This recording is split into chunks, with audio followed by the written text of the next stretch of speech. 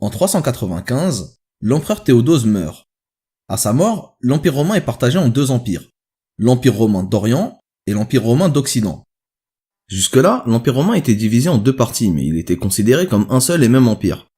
Cette fois-ci, on parle vraiment de deux empires différents, et ces deux empires auront des destins très différents.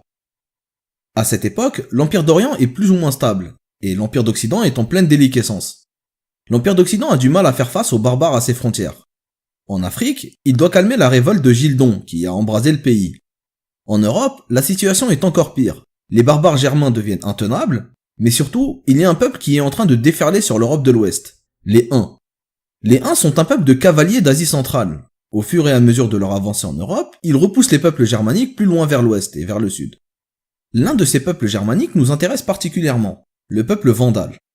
Les Vandales sont un peuple originaire d'Europe du Nord, mais à cette époque-là, ils vivaient en Europe de l'Est. Ils fournissaient des mercenaires à l'Empire romain. En l'an 406, ils vont être eux aussi obligés d'aller vers l'ouest. Ils sont accompagnés des Alains, un peuple cousin. Ils traversent le Danube, le Rhin et la Gaule, puis vont se fixer en Espagne. Une partie d'entre eux se fixe au nord-ouest de l'Espagne, avec un peuple qu'on appelle les Suèves, et une autre partie d'entre eux se fixe au sud de l'Espagne. Pendant tout ce temps, l'Empire était entré en conflit avec un autre peuple germanique, avec les Visigoths. Les Visigoths vont entrer dans la ville de Rome et la mettre à sac, et l'Empire ne peut pas contenir les Visigoths, alors il préfère s'allier à eux. Il leur donne l'autorisation de créer un royaume en Gaule, et il leur demande d'aller chasser les Vandales en Espagne. Les Vandales vont perdre contre les Visigoths, et ils sont quasiment décimés, mais les survivants réussissent tout de même à consolider leur royaume dans le sud de l'Espagne. Mais bon, ce royaume est assez petit, et surtout il est à la merci des Visigoths. Les Vandales ont besoin d'un nouvel espace vital. Leur destin va basculer en 429. Cette année-là, l'empereur d'Occident s'appelle Valentinien III. C'est un enfant de 10 ans, et c'est sa mère qui assure la régence, Gallia Placidia. Certains hommes politiques qui sont proches de la régente vont entrer en conflit pour le pouvoir. Le consul Flavius Félix, le général Aetius et le gouverneur de la province d'Afrique, Boniface. Une guerre va avoir lieu en Afrique entre Boniface et tous les autres. Les Vandales vont profiter de ces troubles pour entrer en Afrique. La légende dit que c'est Boniface lui-même qui les a appelés en renfort. On ne sait pas si la légende est vraie ou non, mais si c'est le cas, alors c'était la pire idée de sa vie. Les 80 000 Vandales n'avaient qu'une chose en tête, conquérir l'Afrique. Ils vont traverser le détroit de Gibraltar et déferler sur le continent. À leur arrivée sur le sol africain, les Vandales découvrent que la présence romaine est très faible et que les provinces sont délaissées. Officiellement, tout le nord du Maghreb appartient à Rome. Mais dans les faits, l'autorité romaine est présente surtout à l'est. À l'ouest, la présence romaine est limitée à quelques zones éparpillées du littoral. La plus grande partie du territoire est couverte de zones tribales, plus ou moins indépendantes. Rome laissait le pouvoir à des princes locaux, mais depuis quelque temps, les Romains ont un peu délaissé ces territoires. Les Vandales ne cherchent pas spécialement à s'emparer de ces territoires, ils se dirigent directement vers Carthage. Carthage a deux avantages. Le premier, c'est que sa région est réputée pour l'agriculture. Et le deuxième est qu'elle occupe une position stratégique pour le contrôle de la Méditerranée. Boniface se réconcilie avec Placidie et tente de combattre les Vandales, mais ça ne sert à rien. L'armée romaine est trop faible. Boniface perd une bataille à Calama, l'actuelle Galma, et il part se réfugier à Hippone, à Annaba. Les Vandales vont le suivre et assiéger la ville. Le siège d'Hippone va durer 14 mois. C'est au cours de ce siège que va mourir l'évêque Saint-Augustin, le plus illustre représentant de la romanité des Africains. Tout un symbole. Saint-Augustin ne sera pas le seul homme d'église à être tué par les Vandales. Entre les Vandales et l'Empire romain, le conflit n'est pas seulement territorial, il est aussi religieux. Les Vandales appartiennent au courant arianiste. C'est un courant chrétien qui s'oppose totalement à l'église catholique romaine. Le catholicisme a pour credo la Trinité, Dieu étant trois personnes, le Père, le Fils et le Saint-Esprit. Pour les Ariens, seul Dieu le Père est divin. Le Christ n'est qu'un homme avec une part divine, mais c'est d'abord un homme. L'arianisme avait été rejeté par l'église lors du concile de Nicée, un siècle auparavant. De tous les peuples germaniques, c'était les Vandales qui étaient le plus hostiles à l'église. Le conflit religieux sera très violent, mais on y reviendra. En 431, juste après le siège, les Vandales s'installent à Hippone. De là-bas, ils attaquent les villes africaines. Ils sont une menace pour l'Empire. Les Romains comprennent qu'il vaut mieux faire la paix avec les Vandales. En 435, ils signent un pacte avec Genséric, le roi Vandale. Les Vandales peuvent s'installer entre Hippone et Saldae, c'est-à-dire entre Annaba et Bjaya. L'Empire leur met à disposition les terres fertiles du nord-est algérien, mais en échange, ils seront fédérés, ils devront payer un tribut annuel à l'empereur. Et l'Empire gardera les possessions dans le reste de l'Afrique du Nord. Genséric accepte. Il s'installe officiellement à Hippone et il renforce sa domination en Afrique. Les Vandales deviennent une puissance maritime et ils démarrent des activités de piraterie. Mais bon, comme vous le savez, les traités n'engagent que ceux qui y croient. En 439, Genséric attaque Carthage et il la prend en quelques jours. L'attaque est extrêmement violente et elle a traumatisé les habitants. De là, il se dirige vers la Sicile et il tente de la prendre. L'île est sauvée par des renforts venus de l'Empire romain d'Orient, mais les Vandales établissent tout de même un bastion dans le sud-est de la Sicile, dans le port de Marsala. La zone maritime entre la Sicile et Carthage est maintenant contrôlée par les Vandales. Ils ont désormais un contrôle des allées et venues maritimes entre l'est et l'ouest de la Méditerranée. Quelques années après la prise de Carthage, en 442, l'empereur Valentinien III signe un nouveau traité de paix avec Genséric. Cette fois-ci, Genséric peut garder Carthage, le sud de la Tunisie, la Tripolitaine et une petite partie de l'est algérien. En échange, l'Empire reprend tous les territoires à l'ouest de Rusicade et de Constantine. Pour sceller cet acte de paix, la fille de Valentinien, qui est encore bébé, est promise en mariage au fils de Genséric, quand elle sera plus grande. Cet accord permet à Valentinien de calmer la menace vandale et de se lier une véritable amitié avec Genséric. Mais en réalité, c'est une catastrophe pour l'Empire. L'Empire romain d'Occident connaissait un violent déclin, et l'Afrique était jusqu'à présent la dernière province un tant soit peu stable. Le blé d'Afrique et les impôts que l'Afrique payait permettaient à l'Empire de survivre et de soutenir l'effort de guerre contre les barbares. En donnant l'Afrique aux Vandales, l'Empire d'Occident a signé son arrêt de mort. Le traité de paix entre Genséric et Valentinien est respecté jusqu'à la mort de Valentinien. Valentinien est assassiné en 455, 13 ans après la signature du traité. Le commanditaire de l'assassinat s'appelle Pétrone Maxime. Pétrone Maxime va s'emparer du pouvoir et il épouse de force la veuve de Valentinien, Eudoxie. Eudoxie fait alors appel à ses alliés vandales, la belle famille de sa fille. Et ça, c'était pas vraiment une bonne idée. Genséric peut désormais attaquer Rome tout en passant pour son sauveur. Il rassemble une armée composée de Vandales et de Berbères. L'armée est tellement massive que Pétrone Maxime s'enfuit avant même que Genséric ne descende de son bateau. Pétrone Maxime sera rattrapé par la foule et lynché sur place publique. Genséric va rester à Rome et il met la ville à sac. Pendant 14 jours, il va fouiller Rome de fond en comble et emmener tout l'or et les objets précieux à Carthage. Il va même capturer des Romains et les vendre comme esclaves. Et pendant qu'il y est, il en profite aussi pour prendre Eudoxie et sa fille avec lui. Cet épisode a tellement traumatisé les Romains qu'aujourd'hui encore on parle de vandalisme. À partir de cette date, les Vandales vont dominer la région. Non seulement ils récupèrent tout ce qui reste de l'Afrique romaine, mais surtout, ils vont avoir une domination maritime sur tout l'ouest de la Méditerranée, de Gibraltar jusqu'à la Sicile. Ils détiennent les Baléares, la Corse, la Sardaigne et la Sicile. Le territoire de Genséric ressemble étrangement à celui de l'ancienne Carthage.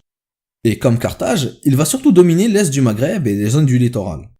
L'intérieur du pays est en réalité quasi indépendant. Genséric est hostile aux membres du clergé catholique. Lorsqu'il avait mis Rome à sac, il s'était particulièrement acharné sur les églises. En Afrique, il laisse la liberté de culte aux catholiques, mais il va être malin. Il va laisser le petit peuple des campagnes tranquille, mais il va oppresser les catholiques des grandes villes et surtout le clergé catholique. Il ferme les églises des centres-villes et laisse ouvertes les églises des campagnes et des zones périurbaines. Il augmente les impôts du clergé, mais pas celui des paysans. Au final, Genséric a gardé des relations assez correctes avec les Berbères et surtout avec ceux des zones les moins romanisées. À tel point qu'on se demande si le conflit avec l'église catholique était vraiment un conflit religieux, ou bien si c'était juste une manière différente d'attaquer l'autorité romaine. En 476, un certain Odoacre va renverser l'empereur d'Occident. Odoacre a détruit l'empire d'Occident, mais il reconnaît l'autorité de l'empereur d'Orient. En échange, l'empereur d'Orient reconnaît Odoacre comme roi d'Italie.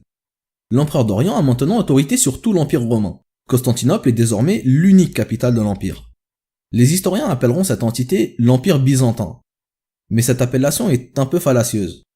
Non seulement la ville en question ne s'appelait plus Byzance depuis un siècle et demi, l'empereur Constantin avait renommé cette ville Constantinople, en 324, mais surtout, il ne s'agit pas d'un nouvel empire, c'est seulement l'Empire romain d'Orient. Les Germains qui ont conquis la ville de Rome et les territoires d'Occident se considèrent comme les héritiers de l'Empire romain. Les historiens occidentaux modernes ont suivi cette vision des choses et ont considéré que les autres n'étaient plus vraiment Rome, mais des Byzantins. Mais en vérité, les empereurs de Constantinople ne se voyaient pas comme autre chose que l'Empire romain. Ils n'étaient pas des héritiers de l'Empire romain, ils étaient l'Empire romain. Donc voilà, si vous entendez le mot Empire byzantin, comprenez que ce n'est pas un nouvel empire, mais simplement un terme d'historien moderne pour décrire l'Empire romain après la chute de l'Empire d'Occident. Mais revenons à notre histoire. En 476, quand Odoacre conquiert l'Italie et reconnaît le pouvoir impérial unique à l'empereur d'Orient. Genséric meurt de vieillesse l'année suivante, au mois de janvier 477. Son fils Hunéric monte sur le trône. Quand Hunéric arrive au pouvoir, les relations entre les Vandales et l'Empire sont normalisées. Il n'y a plus de conflit entre les Vandales et l'Empire. Hunéric va pouvoir se concentrer sur l'intérieur de son territoire. L'Empire romain d'Occident est tombé depuis à peine 1 an. Et Constantinople, c'est loin. Les chrétiens d'Afrique sont coupés de leur lien avec l'Empire. Hunéric va pouvoir exercer son pouvoir sur les chrétiens d'Afrique. Hunéric est un tyran sanguinaire et un arien fanatique. Il compte imposer le culte arien aux habitants de son royaume, et il a des méthodes assez extrêmes. Il va tenter des conversions forcées, il va massacrer des hommes d'église, il va mutiler des chrétiens et en exécuter d'autres. Il va même créer de véritables camps de concentration, dans le sud du pays, dans lesquels il déporte les membres du clergé catholique. Son père, Jean Séric, menait une politique subtile et il gardait des bonnes relations avec les berbères. Hunéric, lui, va se mettre tout le monde à dos. Sous son règne, il y aura des violentes révoltes, notamment dans les Aurès. Pendant son règne, un certain Mastiès a créé un royaume indépendant dans les Aurès. Mastiès s'était donné le titre de Imperator et Dux Romanorum et Maurorum, c'est-à-dire empereur et chef des Romains et des Maures. Mastiès n'a bien sûr pas été reconnu comme empereur par l'Empire d'Orient, mais le fait qu'il réclame ce titre est une manière de signaler sa légitimité, une manière de dire que c'était lui le véritable héritier des Romains, et non pas Hunéric. Hunéric ne va régner que 7 ans, il va mourir fauché par la peste. Son règne est très court, mais il a marqué les heures les plus sombres de l'histoire des Vandales. À sa mort, ce sont ses neveux qui lui succèdent, Guntamund puis Thrasamund. Guntamund et Thrasamund vont apaiser leurs relations avec les catholiques. Ils instaurent une certaine liberté de culte. Mais ils tiennent quand même une politique de séparation entre les Vandales et les Africains. Sous leur règne, des royaumes locaux vont émerger au cœur même de l'Afrique romanisée. Depuis la chute de l'Empire d'Occident, l'autorité romaine n'existe plus en Afrique du Nord. Les Africains vont donc s'organiser et créer des royaumes indépendants, pour tenter de maintenir l'ordre romain. Ces royaumes sont gérés plus ou moins sous le modèle romain. On y trouve des procurateurs, des préfets, et toutes sortes de titres qui étaient liés aux Romains. Par contre, ce sont des royaumes indépendants. Ces royaumes sont en fait une résurgence des vieilles traditions berbères. Et surtout, les noms de ces rois sont tous des noms berbères. Il n'y a aucun nom romanisé. En gros, ces royaumes qui sont censés maintenir l'ordre romain ont surtout fait ressurgir l'ordre berbère. Ces royaumes vont faire une synthèse de la culture romaine et de la culture berbère. Dans les siècles qui ont précédé, le pouvoir politique venait des villes, et les villes diffusaient la culture romaine. Avec ces royaumes, ça va être l'inverse. Le pouvoir ne vient plus des villes, mais des campagnes. Et dans les campagnes, c'est la culture berbère qui est dominante.